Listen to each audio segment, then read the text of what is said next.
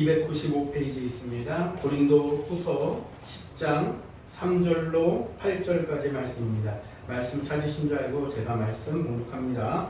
우리가 육신으로 행하나 육신에 따라 싸우지 아니하노니 우리의 싸우는 무기는 육신에 속한 것이 아니요 오직 어떤 견고한 진도 무너뜨리는 하나님의 능력이라. 모든 이론을 무너뜨리며 하나님 아는 것을 대적하여 높아진 것을 다 무너뜨리고 모든 생각을 사로잡아 그리스도에게 복종하게 하니 너희의 복종이 온전하게 될 때에 모든 복종하지 않는 것을 벌하려고 준비하는 중에 있노라. 너희는 외모만 보는도다. 만일 사람이 자기가 그리스도에게 속한 줄을 믿을진데 자기가 그리스도에게 속한 것 같이 우리도 그러한 줄을 자기 속으로 다시 생각할 것이라. 주께서 주신 권세는 너희를 무너뜨리려고 하신 것이 아니요 세우려고 하신 것이니 내가 이에 대하여 지나치게 자랑하여도 부끄럽지 아니하리라. 아멘. 오늘 말씀을 통해서 우리 그리스도인의 영적 전쟁이라고 하는 말씀의 제목으로 함께 은혜 나누기를 원합니다. 오늘 그리스도인의 영적 전쟁이라고 하는 말씀의 제목으로 함께 은혜를 나눌 때에 저와 여러분들이 함께 더욱더 깨어져 있기를 원하고 깨어나는 저와 여러분들 되기를 바랍니다. 어느 날 찰스 스펄전 목사님이 과수원을 지나가고 있었어요. 과수원을 지나던 중에 몇 개의 나무가지들이 쭉 늘어져 있는 것을 봤습니다. 심지어 어떤 것들은 부러져 있기도 했습니다. 자세히 가서 살펴보니까 늘어지고 부러진 가지들에는 이유가 있었어요. 아주 커다란 열매들이 주렁주렁 달려있는 것이었습니다. 그제서야 스펄전 목사님은 알 수가 있었다고 합니다. 그 가지들은 그만 자신들에게 매달려 있는 열매의 무게를 견디지 못했다라는 것을 이유를 알게 됐다라는 것입니다. 그럼 열매가 잘못된 것이냐 그런 것은 아닙니다만 그 일로 인하여서 깨닫게 된 것이 스펄전 목사님 같은 경우는 이런 것이라는 거죠. 풍요로움이라는 것은 마치 이런 것과 같겠구나 라는 것을 그 안에서 발견했다라는 것입니다. 열매가 있어서 좋긴 한데 그것이 주렁주렁 많이 열려 있는 그 풍요로움이 이런 결과를 가지고 왔구나 라는 것을 봤다라는 거예요. 그런 면에서 볼 때에 모든 사람들이 원하고 모든 사람들이 끊임없이 추구하는 이 풍요로움, 겉으로 보기에는 너무나 좋아 보이고 최고인 것처럼 여겨지는 그 풍요로움, 그것이 바로 파멸을 자초할 수 있는 그것이 될 수 있다라는 것을 그 안에서 발견했다라는 거예요. 그러니까 누리고 잘 살게 하는 것이 그게 나쁜 것이다라는 말이 아니라 풍요로움을 잘 우리가 어떻게 사용하는가, 이것을 얼마만큼 덜어내는가도 중요한 하나의 그 사용하는 방법이다라는 것이죠. 어린이 찬송가 이런 찬송이 있습니다. 사랑은 참으로 버리는 것, 버리는 것, 버리는 것. 사랑은 참으로 버리는 것, 더 가지지 않는 것. 쓰고 빌려주면 더 풍성해져 땅에 가득하네 라고 하는 아주 오래된 어린이 찬송가가 있어요. 그렇습니다. 바로 이 찰스 스펄전 목사님은 그 나뭇가지들, 늘어지고 부러진 나무 가지들을 보면서 그것을 또한 발견한 거예요. 아, 그렇구나. 내 삶이 아무리 풍요로운 것이 많다 하더라도 이것을 잘 관리하지 못하거나 덜어내지 못하면 이렇게 될 수 있겠구나, 부러질 수 있겠구나, 파멸을 자초할 수 있겠구나 라는 것을 봤다라는 것입니다. 실제로 그렇습니다. 우리는 풍요로움이라는 무게를 견디지 못해 일어나는 숱한 부패와 엄청난 패역함을 우리가 보아왔고 또한 지금도 보고 있지 않습니까? 이제 우리는 풍요로움에 대한 환상에서 깨어나야 됩니다. 거품을 걷어내야 된다는 것입니다. 그것을 따라서 우리는 경계하고 하나님의 선을 도모하는 지혜를 우리는 소유하는 저 여러분들 되시기를 간절히 소망합니다. 한국의 특장점이기도 하지만 문제의 원인이 되기도 하는 편리주의. 이 편리를 극도로 추구하다가 보니까 좋은 특장점이 개발되기도 했어요. 그러니까 너무 편리를 추구하다 보니까 편리주의가 되어서 부유함을 위해 살고 있는 것 같은, 마치 주객이 전도된 것 같아요. 그런 현대의 지금 삶에 쩌들어서 살고 있는 모습이 또한 한국의 현 주소다라고도 보여지기도 합니다. 그런데 이것은 단연 한국만의 문제는 아닙니다. 전 세계의 그 현상들과 상황들을 봐도 그런 것에 쩌들어 있는 것들도 보게 됩니다. 그 결국이 어떠합니까? 우리가 보고 있는 그 일들 가운데 그 결국은 우리를 부러뜨리게도 할 수 있다 라고 하는 점들도 우리는 잊지 않아야 될 줄로도 압니다. 시편 52편 7절에 이런 말씀이 있습니다. 이 사람은 하나님을 자기 힘으로 삼지 아니하고 하나님을 자기 힘으로 삼지 아니하고 오직 자기 재물의 풍부함을 의지하며 자기의 악으로 스스로 든든하게 하던 자라 하리로다. 시편 52편 7절 말씀이 우리에게 경고의 종을 울려줍니다. 이 사람은 하나님을 자기 힘으로 삼지 아니했다. 여러분, 예수를 나의 구주 삼는 저러분들 되시기를 간절히 소망합니다. 예수님이 나의 힘이다. 오직 하나님을 자기 힘으로 삼는 저러분들 되어야 될 줄로 믿습니다. 반대로 오직 자기의 재물을 풍부함을 의지하며 자기의 악으로 스스로 든든하게 하면 여호와 보시기에 기쁘지 않다라는 것입니다. 바울은 바로 이러한 인간의 죄된 본성상 육체의 나약함을 완전히 벗어나지 못함을 인정할 수밖에 없었음을 말하기도 합니다. 그러나 그럼에도 불구하고 육체의 원리를 따르지 않고 하나님의 원리, 즉 영적 원리를 따를 때 내 힘이 아니라 하나님의 능력으로 강력한 힘이 샘솟는 것임도 빠뜨리지 않고 강력히 선언하고 있음이 오늘 우리가 보고 있는 고린도 후서 10장의 말씀인 것입니다. 따라서 내 능력이 아니라 하나님의 영적 원리를 따를 때 강력한 힘이 솟아난다는 것입니다. 따라서 조금 더 말씀을 살펴보겠습니다. 3절 말씀을 다시 한번 봅니다. 우리가 육신으로 행하나 육신에 따라 싸우지 아니하노니. 이 말씀은 자칫 읽으면 플라톤적인 이원론 같은 것으로 이해될 소지가 있어요. 그러면 육은 악하고 영은 선한 거냐, 이런 식의 플라톤적 이원론을 떠올릴 수 있다는 얘기예요. 마치 영지주의들이 그런 것처럼 금욕주의를 불러오고 그 반대의 경향으로 쾌락주의로 빠지기도 했던 그러한 일들 말입니다. 그런데 그렇게 이해되어지는 말씀은 안 돼야 되는 것이고 그 근본을 따져보면 그것과는 전혀 다른 것을 말하는 것이죠. 성경에는 육체가 영혼의 감옥이라는 사상은 흔적도 없습니다. 찾아볼 수도 없습니다. 따라서 육체는 나쁘다, 육체는 악한 거야, 육체는 더러운 거야 라고 얘기했었던 이원론적인 사고를 여기다 대입하면 이건 헬라 철학적인 사고를 하는 거예요. 성경적 사고가 아닙니다. 따라서 성경적 사고, 즉 하나님의 말씀의 사고를 우리에게 대입한다고 한다면 육체도 영혼도 마찬가지로 하나님께서 뭐 하신 거예요? 창조하셨다. 할렐루야. 우리를 하나님이 육체도 뭐도 영혼도 마찬가지로 쌤쌤이다. 똑같은 창조다. 하나님의 창조물이다. 라는 것이다. 라는 것을 우리는 잊으면 안 된다. 이것을 깜빡하는 순간 어디에 빠져? 영지주의로 흘러버려요. 따라서 육체도 영혼도 말할 수 없이 하나님의 창조물이기 때문에 말할 수 없이 고귀한 것. 이것이 바로 성경에서 말씀하는 인간론이에요. 하나님은 인간의 영혼만 구원하시는 것이 아니라 인간의 육체도 구원하시는 것이 예수님께서 부활하여 얻으신 부활체와 동일한 육체의 그 구원의 완성을 보여주신 것입니다. 그냥 허공이 아니었잖아요. 만져봤습니다. 함께 조반을 들었습니다. 그것이 부활체예요. 그것이 부활체. 완성.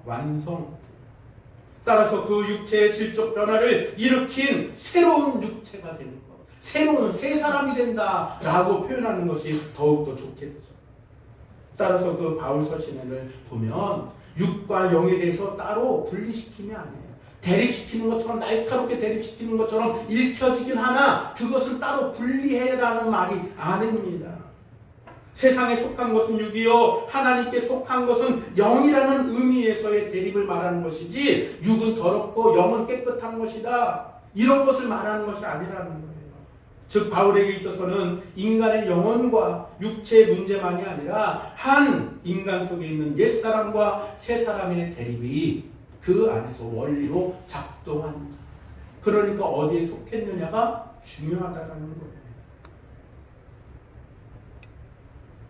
이런 의미에서 오늘 이 3절 말씀을 보면 육체에 있어서 행한다라는 말은 아직 죄가 완전히 해결되지 않은 연약한 육신의 몸을 입고 있다는 의미라는 것을 말하는 것이고, 3절 하반절에 육신에 따라 싸우지 아니하노니 라고 하는 그 의미는 세상의 법과 우리의 일반 삶의 소욕을 따라서 행동하지 않는다라는 의미가 함께 붙어 있는 것입니다. 따라서 우리는 아직 미약하고 아직 부족하나 우리의 영과 육을 누가 창조하시고 하나님이 창조하셨으니 우리가 거룩한 새 사람을 입자라는 것을 지향하고 있다는 것이. 이런 개념을 가지고 성도라는 이름을 우리가 이해한다면 성도들은 영적 전쟁을 수행하는 십자가 군병들이다 라고 하는 것도 우리는 그 안에서 결론도 내볼 수 있습니다. 베드로 사도는 마귀가 우는 사자같이 두루 찾아다니며 삼킬 자를 찾아다닌다라고 했고, 그래서 너희는 믿음을 굳게 하여 대적해라 라고 베드로전서 5장 8절과 9절에서 강력하게 말씀했습니다. 마귀가 우는 사자같이 두루 찾아다니며 삼킬 자를 찾는다. 그러니까 성도여 뭐 하라는 거예요? 믿음을 굳게 하여 대적해라 라고 말씀했다라는 거예요. 그렇습니다. 말씀대로 그렇습니다. 마귀는 쉬지 않고 굶주린 사자가 먹이를 찾아다닌 같이 활동한다는 사실들을 우리는 꼭 알아야 된다. 베드로만 얘기한 게 아니에요. 바울도 얘기했습니다. 마귀의 계기를 능히 대적하기 위하여 하나님의 전신갑주를 취하라. 하나님의 전신갑주를 입으라 라고 에베소서 6장 11절 12절 말씀에 말씀하고 있습니다. 계속해서 말씀을 살펴본다면 따라서 우리는 성도로 하나님의 군대로 군사로 우리가 무엇을 어떻게 해야 될 것인가 라는 부분. 따라서 첫 번째로 생각한다면 영적 전쟁의 경기는 무엇인가를 잘 파악해야 된다라는 것입니다. 우리가 하나님의 십자가 군병들이잖아요. 십자가 군병들로서 첫째로 해야 될 게 뭐라고요? 영적 전쟁의 경기는 무엇인가를 파악해야 됩니다. 성도의 싸우는 경기는 육체에 속한 것이 아니라고 우리 찬송도 했습니다. 우리들의 싸울 것은 혈기 아니요 우리들의 싸울 것은 육체 아니요 라고 찬송도 드렸습니다. 그렇습니다. 그것은 하나님 앞에서 어떤 견고한 진을 무너뜨리는 하나님의 능력이 우리의 병기가 되는 줄로 믿습니다. 이것을 우리는 다르게 얘기한다면 영적인 무기다라고 말하는 거예요. 무엇이? 하나님의 능력이 우리의 무기다. 4절에 그렇게 얘기하고, 우리의 싸우는 무기는 육신에 속한 것이 아니요 오직 어떤 견고한 진도 무너뜨리는 하나님의 능력이라 모든 이론을 무너뜨리며 라고 말씀하고 있다는 거예요. 오늘날의 전쟁에도 경기가 얼마나 중요합니까? 그 무기의 성능이 큰 몫을 차지합니다. 따라서 높이대로 요격하고 쏘대는 그런 로켓트가 있고 방어하는 무기 로켓트가 있습니다. 성능이 천당을 지금 날아다니고 있어요. 그 병기를 잘 갖추고 승리할 수 있다는 것이 또한 전쟁론자들의 말이기도 합니다. 그렇습니다. 따라서 전쟁을 하는 데 있어서 병기, 즉 무기는 매우 중요하다는 거예요. 마찬가지로 영적 전쟁을 하는 저와 여러분들, 즉 성도라고 얘기한다고 그랬잖아요. 성도는 이 훌륭한 병기를 잘 갖추고 파악을 해야 돼요. 따라서 성도들이 싸우는 무기는 하나님께서 주신 무기, 즉 하나님의 능력이 무기다라는 사실들을 우리는 파악해야 된다라는 것입니다. 하나님께서 주신 무기는 영적 전쟁을 하는 데 있어서 가장 필요한 것이요, 뛰어난 것이요, 가장 믿을 만한 것이 되기 때문에 그렇습니다. 오늘의 세상에서도 당장 믿을 만한 것이 내일은 믿을 수 없는 것이 되기도 합니다만, 하나님께서 주시는 것은 그렇게 변덕 부리는 것이 아니에요. 믿을 수 있는 거야? 안 되는 거야? 라고 왔다 갔다 하는, 헷갈리는 게 아니에요. 하나님이 주시는 그것은 그 어느 것이든지 영원하고 변함없는 최고의 것인 줄로 믿습니다. 그러므로 성도는 하나님의 십자가 군병들은 하나님을 믿고 나아가야 할 줄로 믿습니다. 에베소서 6장을 그런 시각에서 본다면 바로 전신갑주는 우리에게 더욱더 확실하게 설명이 될 거예요. 강력한 하나님의 무기가 어떤 것인가를 잘 설명해 주는데, 그 전신갑주를 따져보면 이렇습니다. 진리, 의, 평안, 믿음, 소망, 구원, 성령, 이런 것들이 무기다라는 거예요. 그리고 말씀이 무기다라고 말씀합니다. 무기의 종류 같은 거 지금 몇 개나 돼요? 7개에서 8가지 정도가 되는 거죠. 진리, 의, 평안, 믿음, 소망, 구원, 성령, 말씀까지 합니다. 그렇습니다. 성도가 영적인 전쟁을 하기 위해서는 이 무기를 잘 파악해, 병기를 잘 파악해야 된다는 거예요. 이것을 잘 갖추고 안전하게 잘 다룰 수 있도록 우리는 승리할 수 있도록 연습해야 된다는 것입니다. 다른 것은 부족하다 할지라도 그 중에서 한 가지만 꼽으라고 한다면 영적 싸움에 있어서 가장 중요한 것은 믿음을 꼽을 수가 있을 것 같습니다. 믿음만은 절대 놓치면 안 됩니다. 다른 것은 갖추지 못했어도 대책이 있는 것은 믿음이 있기에 다른 것은 대체가 가능해요. 그런데 만약에 믿음을 놓치잖아요? 대책이 없어요. 믿음을 놓쳐버리면, 무기라는 이 믿음의 무기를 놓쳐버리면 더 이상의 대책이 없어요. 대책이 없습니다. 따라서 이 믿음은 다른 요소들을 도와줄 뿐만 아니라 보호해주고 뒷받침해주는 그런 무기라는 사실들을 우리가 잘 알아야 될 줄로 믿습니다. 아무리 사탄의 공격이 날카롭게 날아온다 할지라도 믿음의 방패만 가지면 넉넉히 막을 수가 있습니다. 모든 것 위에 믿음의 방패를 가지라 라고 했으니까 전신갑주를 대표할 만한 것이 믿음이라는 병기라는 거예요.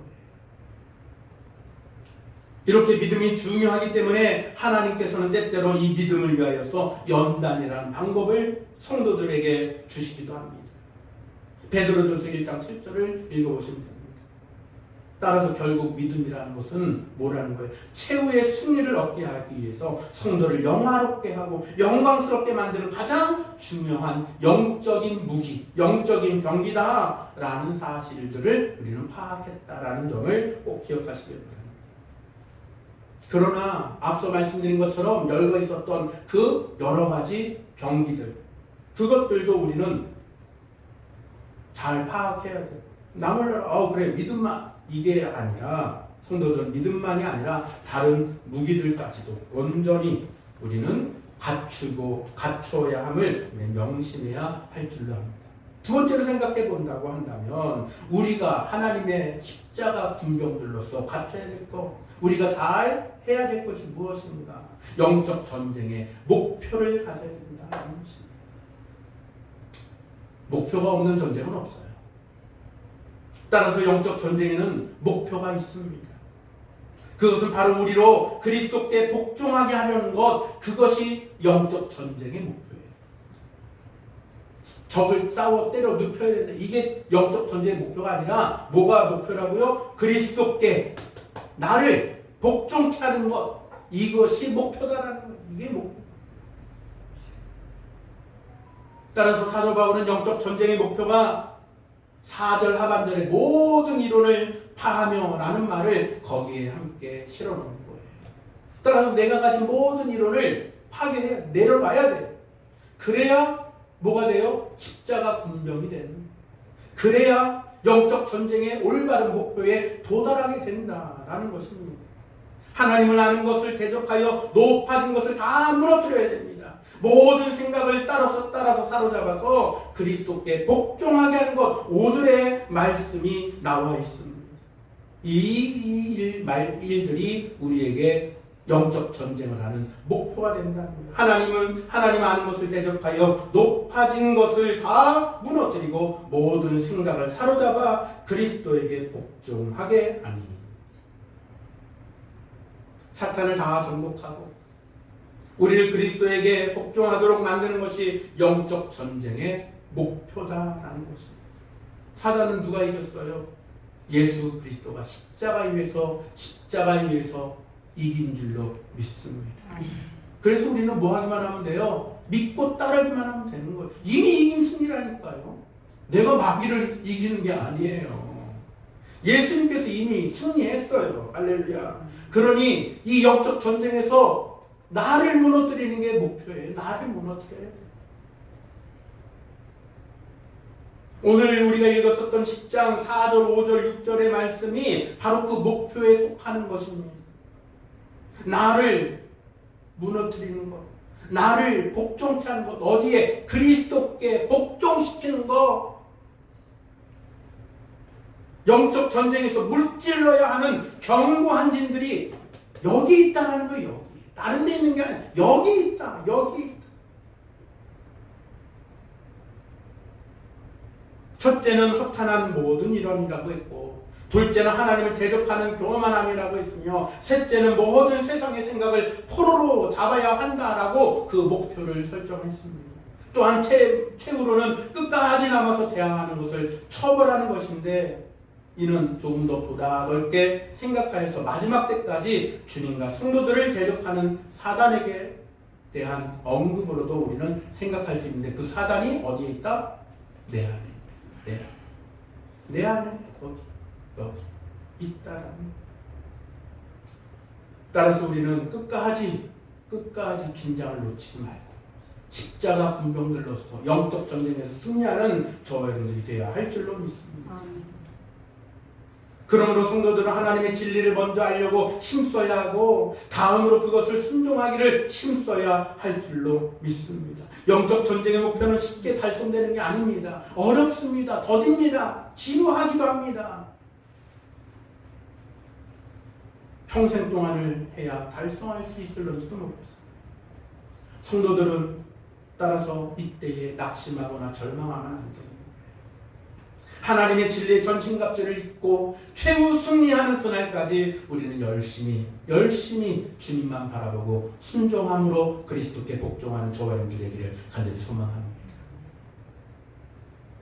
마지막으로 본다면 세 번째로 우리는 십자가 군병으로서 무엇을 갖춰야 됩니까? 병기를 잘 사용하기 위한 훈련을 해야 된다. 요사이 좀 이만큼 더워지기 전에 조금 덥다 싶어질 때쯤 어린이집에서 물놀이가 한참 있었대요. 물놀이를 한참 하고 있었는데 평상시 어린이집에서도요, 그 여러 가지 대피훈련 이런 것들 잘 연습하거든요. 물놀이를 열심히 잘 하고 있다가 예고 없이 갑자기 사이렌을 빡 올려버렸대요. 그러니까 긴급 이 훈련을 한 거죠. 긴급. 그래서 이 불이야라고 하는 말과 동시에 긴급 사이렌을 그렇게 발동을 시켰더니 꼬맹이 5살, 6살짜리, 3살, 4살짜리 걔네들이 다니는 데가 어린이집 있잖아요. 거기 다니는 애들이 일사불란하게 물놀이 하던 그 튜브에서 벌떡 일어나서 뛰쳐나가는 그런 일들을 얘기를 들었습니다. 평상시에 뭘 열심히 한 거예요? 화재 예방훈련을 잘한 거예요. 그러니까 막 놀고서 물놀이를 열심히 하다가 갑자기 불이야! 삐어삐어삐어 울리니까 애들이 일사불란하게 물놀이 하던 튜브에서 벌떡 일어나서 일사불란하게 나가더라는 거예요. 아, 그렇구나. 병기를 잘 사용하기 위한 훈련이 돼야 되는 거구나. 평상시의 훈련이 얼마만큼 중요한지를 저는 그 얘기를 들으면서 더욱더 확신하게 됐어요. 이 어린아이들도 그 일들로 인하여서 당황하지 않고 울고 이러고서 울지 않고 어떻게 하는 거예요? 일사불란하게 대피하는 거예요. 세상의 군대에서도 한 사람의 원숙한 병사가 되기 위해서는 훈련소에서부터 시작해갖고 훈련을 받고 군인으로서의 자질을 키우고 병기를 다루는 법들을 배웁니다. 총기를 분해했다가 결합했다가 하는 걸 수십 번, 수백 번을 합니다. 병기를 다룰 줄 모르고는 아무리 훌륭한 병기를 지급받았다 할지라도 그 무기는 쓸모없는 거에 고철덩어리가 되고 만다라는 거예요. 그러나 아무리 훈련소에서 훈련을 잘 받고 군인으로서 자질을 키우고 병기 다루는 법을 배웠다 할지라도 병기를 또한 반대로 지급받지 못한다면 그 갖춘 능력은 무용지물이 되거나 10분의 1로 줄어들지도 모르겠습니다. 백병전을 한다면 혹시 그 능력치는 조금 발현될지도 모르겠습니다만 현대전에서 백병전이 웬 말입니까? 마찬가지로 영적인 싸움을 하는 우리 십자가 군병된 저원들이 군사로서의 자질을 잘 키우고 앞서 말씀드린 그러한 무기들 파악하고 훈련하는 일들 말이에요. 병기를 잘 다루기 위해서 훈련을 했다 할지라도 그것을 파악하지 못하거나 다룰 줄 모르면 훈련이 안 돼 있으면 아무짝에 쓸모없다라는 거예요. 영적 병기 중에서 따라서 우리는 이 일들을 다루기 위한 훈련과 연습이 우리에게 지속되고 되어야 된다. 하나님이 우리에게 주신 이 병기, 하나님이 우리에게 입혀주신 이것은 시시한 게 아닙니다. 빛의 갑옷을 입혀주셨다라고 했어요. 또한 진리로 허리에 띠를 띄었다. 이 말은 무엇입니까? 온갖 세상적 욕심과 거짓과 사술과 궤변을 버려야 한다는 것도 말하는 거예요. 세 번째는 의의 흉배를 붙였다라고 했는데 불의와 타협하려는 안한 생각을 버리고 불의에 담대하게 맞서야 된다는 것을 의미하기도 합니다. 하나님의 말씀을 검이라고 했고 그 날이 서게하게 하는 것이 성령의 붙들린 바가 된다라는 의미가 있다는 것입니다. 따라서 우리는 선한 싸움을 싸우며 승리할 수 있도록 우리는 마지막까지 기도해야 될 줄로 믿습니다. 이러한 훈련이 없이는 아무리 훌륭한 무기, 아무리 훌륭한 잘 훈련된 병사를 할지라도 사용할 수도 없고 쓰임받을 수도 없습니다. 전쟁에 나가는 이런 군인은 백발백중 패하게 됩니다. 따라서 성도는 영적 무기가 녹슬지 않도록 날마다 자신을 점검하면서 영적 훈련에 매진해야 할 줄로 믿습니다. 이제 마무리하겠습니다. 요즘 한참 휴가철입니다. 사람에게는 휴식이 그래서 필요하기도 하죠. 학생은 방학을 기다리기도 하고 직장인은 휴가를 기다리기도 합니다. 그런 측면에서 휴식은 하나님의 섭리고 하나님의 선물인 것 같기도 합니다. 그런데 많은 사람들이 휴가를 잘못 사용해서 더 심한 피곤을 맛보고 후회하기도 일수인 것 같아요. 휴가 때는 잘 쉬어야 됩니다. 자칫 바캉스라고 해갖고 잘못했다가 곤욕을 치는 경우들이 꽤나 있거든요. 바캉스가 인생의 휴가는 아니거든요. 우리가 또 찬양도 드립니다만 악보를 보면 소리를 내는 부분이 있잖아요. 소리를 내는 부분도 있고 근데 소리를 내는 악보만 있는 것이 아니라 쉬는 곳에 부호도 있습니다. 쉼표라고도 합니다. 그러나 그 쉼표를 잘 사용하지 못하면 음악이 이어져 가지 못합니다. 음악은 멈춘 것이 아니라 흐르고 있다는 사실들을 염두에만 둔다고 한다면 그 부분에는 잠깐 쉬는 거예요. 그렇다고 음악이 끝난 게 아니기 때문에 그 쉬는 부분을 음악의 일부인 것처럼 잘 이해한다면 음악은 원활하게 잘 흘러갈 거예요. 우리의 삶에서 있어서 하나님과 동행하는 소중한 기회가 되는 휴식이 되는 저여러분들 되기를 바랍니다. 한참 신나게 읽던 책이 중간에서 끊긴 채 2권에서 계속이라는 말을 한번 보신 적 있을 것 같아요. 그러면 읽다가 신나게 읽다가 아유 빨리 이건 읽고 싶어 이런 마음도 들기도 하고 실망이 되기도 합니다. 그런데 다음에 계속이라는 말이 우리한테 기대가 되기도 하고 기쁨을 주는 경우가 있다는 거예요. 그것을 영적인 것, 우리 신앙에 한번 대입해 본다고 한다면 앞서 말씀드렸던 스펄전 목사님은 이렇게 얘기를 했습니다. 주님의 사랑과 축복이 계속된다는 것은 우리에게 한없는 기쁨과 위로를 줍니다. 그런데 이러한 하나님의 은혜는 다음에 계속해서 속편이 나오는 만년 연잼을 같은 것입니다. 라고 하는 그런 말을 했다라는 거예요. 얼마나 즐거운 일입니까? 따라서 우리는 하나님의 은혜에 우리가 계속되고 있음을 우리가 기억할 때에 우리가 얼마나 즐거운 일인가를 고백하게 될 줄로 믿습니다. 사막에서 끝없이 솟아나는 샘물을 발견한 것 이상으로 나의 삶의 기대를, 나의 삶의 생기를 더해주는 그 진리의 말씀이 샘물이 될 줄로 믿습니다. 하나님의 사랑과 은총은 우리 사람에게 그것과 같이 정말 소중한 것이 없습니다. 세상에 지치고 세상에 찌들어 있을 때에 내게 필요한 것은 하나님의 사랑과 은총을 발견하게 하는 하나님의 말씀인 줄로 믿습니다. 따라서 우리들 하나님의 사랑은 끊임없이 만년연재물이다 라는 사실도 한번 생각해 볼 때 나의 시선을 하나님의 말씀으로 돌리는 한 주간 되기를 주님의 이름으로 간절히 소망합니다. 부탁합니다. 다시 밤이 없겠고 등불과 햇빛이 쓸데없으니 이는 주 하나님이 그들에게 비치시니라. 그들이 세세토록 왕노릇하리로다. 계시록 22장